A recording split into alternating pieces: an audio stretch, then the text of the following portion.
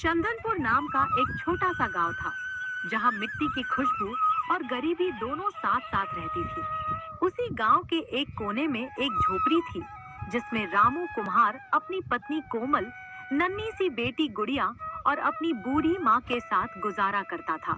रामू गांव के ही एक अमीर और कठोर दिल वाले व्यापारी भैरव सेठ की मटकों की दुकान पर मजदूरी करता था। सुबह से शाम तक वह कड़ी मेहनत करता, उसके हाथ छिल जाते, पसीना मिट्टी में घुल जाता, लेकिन बदले में मिलती थी सिर्फ थोड़ी सी मजदूरी, जो घर का चूल्हा जलाए रखने के लिए कभी काफी नहीं होती थी।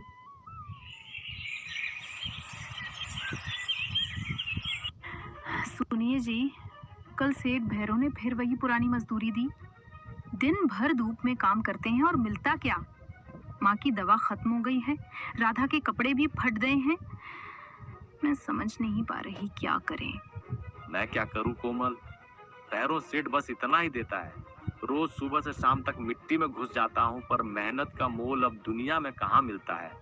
गरीब के पसीने की कीमत तो सेठ लोग अपने हिसाब से लिखते हैं। फिर आप उनके लिए काम क्यों करते हैं जी? आपके हाथ के मटके तो पूरे चंदनपुर में मशहूर हैं। क्या पता अगर आप खुद बेचना शुरू करें तो आपकी कमाई दुगनी हो जाए। सेठ के लिए क्यों अपना पसीना और कला दोनों बर्बाद कर रहे हो? अरे कोमल, दुकान खोलने के लिए पैसा चाहिए, जगह चाहिए, और हमारे पास क्या है? ये छोटी सी झोपड़ी। आप चिंता मत कीजिए, स्टार्टिंग में प्रॉब्लम होगी पर सब ठीक हो जाएगा। हम थोड़ा थोड़ा करके सब कर लेंगे। भगवान पर भरोसा रखिए। बेटा, सही कह रही है तेरी पत्नी। सेठ के लिए काम करके कब तक पेट पालोगे? अपना कुछ कर। मिट्टी तेरे हाथ में है तो किस्मत भी तू ही बना सकता है। ठीक है कोमल, कल सेठ से कह दूंगा, अब और मजदूरी नहीं। अगले दिन रामू भैरव सेठ के पास जाता है। उस दिन रामू ने फैसला कर लिया था कि अब वो सेठ के लिए नहीं, खुद के लिए काम करेगा। मालिक नमस्ते, मुझे आपसे एक बात कहनी थी। हाँ बोलो रामू, क्या बात है? मालिक, आप मेरा हिसाब कर दीजिए, मैं अब यहाँ काम नहीं करूँगा। क्या बोला तूने? इतना देता हूँ फिर भी तू काम नहीं करेगा? मालिक, गलत मत समझना, मैंने कभी शिकायत नहीं की, पर घर का खर्चा नहीं चल रहा, सोचा खुद कुछ कोशिश कर लूं। कोशिश? चल ठीक है, जा, मैं भी देखता हूँ तू क्या कर लेगा। रे चमचे, इसका हिसाब कर। जी मालिक, पिछली बार इसने अपनी माँ की दवा के लिए जो बड़ी रकम एडवांस ली थी और मिट्टी के जो बचे हुए दाम थे, सब जोड़ घटाकर देखा जाए तो रामू के हिस्से में कुछ नहीं बचता मालिक। इसका हिसाब तो पूरा पूरा जीरो हो गया। सुन लिया रामू, तेरे सब पैसे कट गए, तू पहले ही ले चुका है, अब कुछ नहीं मिलेगा। मालिक, वो तो आपने खुद कहा था तब के लिए, मैंने कब कहा सब पैसे ले लो?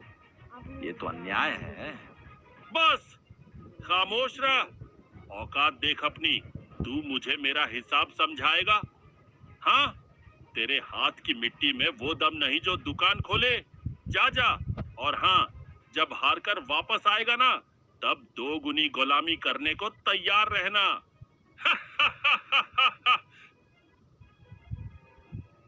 रामू की आंखों में आंसू आ जाते हैं। वह बिना पलटकर देखे ही अपनी झोपड़ी की तरफ चल पड़ता है।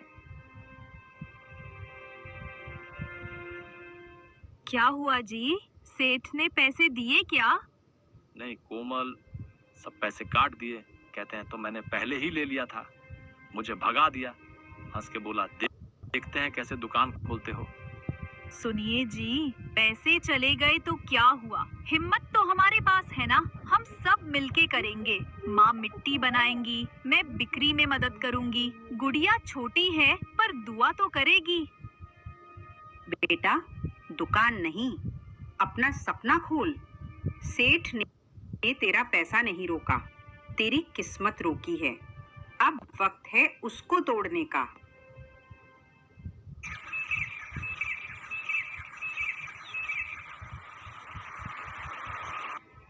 अगले दिन से रामू मिट्टी के मटके बनाना शुरू करता है और उन्हें बाजार में ले जाकर बेचने बैठता है। गर्मी से तपता हुआ दिन, बाजार में लोगों की भीड़, सब अपने अपने सामान बेच रहे हैं।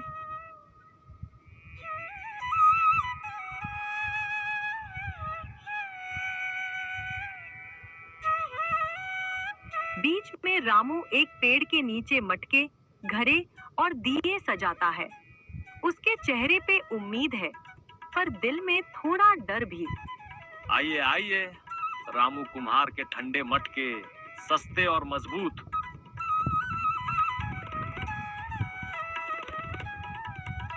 रामू की आवाज सुनकर कुछ गांव वाले रामू के पास आते हैं। अरे भाई, ये मटका तो हल्का लग रहा है, लगता है मिट्टी कच्ची थी। हाँ रे, और रंग भी ढीला है, लगता है मिट्टी भी सही नहीं पकाई गई।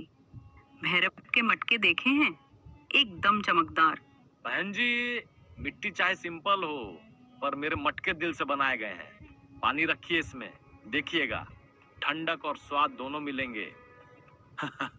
दिल से बने मटके। अरे भाई, पानी नहीं, दिल रखेंगे क्या इसमें? भैरव के मटके तो राजा महाराजा तक ले जाते हैं। और तू रामू, तू तो नया नया आया है बाजार में, कौन खरीदेगा तेरे मटके? बाबूजी, हर बड़ा आदमी कभी छोटा ही था। बस एक मौका दीजिए, अगर पसंद ना आए तो पैसा वापस। अरे नहीं भाई, हम रिस्क नहीं लेते। कल अगर मटका फट गया तो तू मिलने भी नहीं आएगा। अच्छा भाई, बता तो सही, कितने का दे रहा है ये दिल से बना मटका? सिर्फ 10 रुपए का है बाबूजी। क्या बोला? 10 रुपए? अरे भाई, भैरव के मटके तो 7 में मिलते हैं, और वो तो राजा जैसे चमकते हैं। हाँ हाँ, ये तो नया कुम्हार है, और दाम देखो, भैरव सेठ से भी ज्यादा। अरे हम पैसे दे रहे हैं, दया नहीं मांग रहे। लगता है इसने मटका के साथ अपने सपने भी बेचने का सोच लिया है। 10 रुपए? अरे भाई, हमारे गांव में इतने में 2 कुल्फी आ जाती हैं। बाबूजी, मेहनत के दाम रखे हैं, मिट्टी भी मेहनत से उठाई, दिन रात जलाया, तब ये मटका बना है। अरे छोड़ो भाई, इमोशनल मत हो, मटका लेने आए हैं, कहानी सुनने नहीं। आजा रे, चल भैरव के दुकान चलते हैं, वहीं असली माल मिलता है। ये रामू तो सपनों के दाम लगाता है। सब लोग हंसकर चले जाते हैं। रामू चुप हो जाता है, उसके चेहरे पे पसीना और उदासी दोनों है। दूर से भैरव सेठ आता है और उसके पीछे उसके 2 चमचे। सेठ के चेहरे पर वही घमंड भरी मुस्कान है। अरे अरे, ये तो हमारा रामू कुम्हार है। क्या हाल है रे रामू?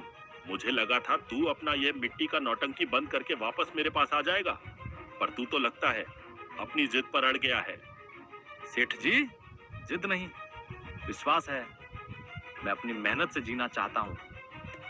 आपके द्वार पे गुलामी करके पेट तो भर जाता था, लेकिन मन भूखा रहता था।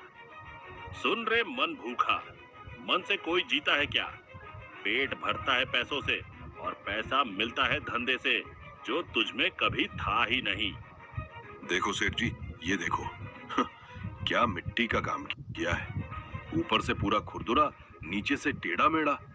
लगता है बर्तन नहीं, टूटी हुई तोड़ी बना रहा था।